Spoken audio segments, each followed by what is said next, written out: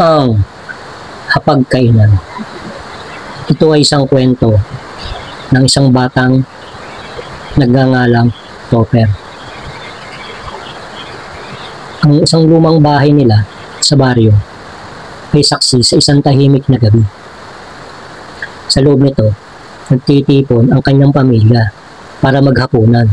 Magaan ang usapan, halakhakan, at tunog ng mga kubyertos na ang kumakaskas sa plato. May kakaiba sa bawat tawa, may kasabay na mahinang ugong, at sa bawat kagat ng pagkain, may dumadaloy na malamig na hangin na hindi nila may paliwanag.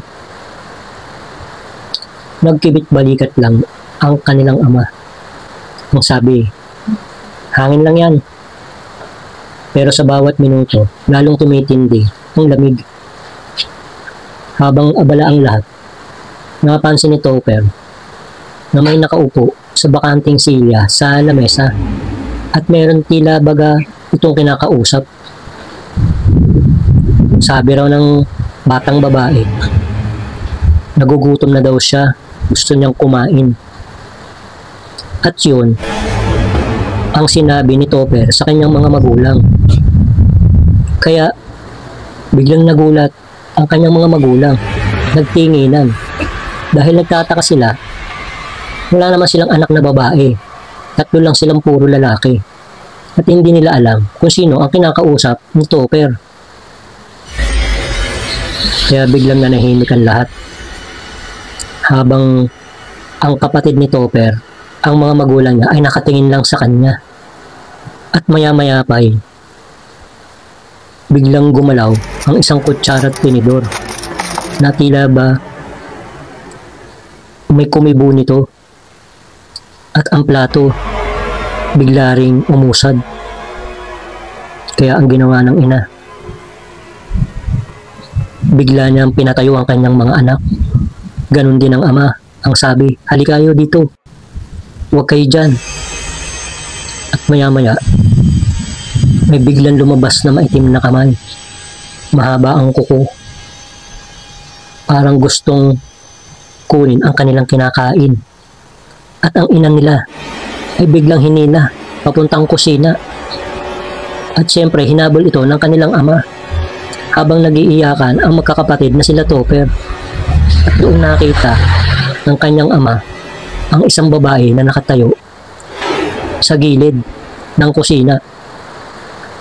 Maputi, mahaba ang buhok at payat na payat, at puro dugo daw ang bibig nito.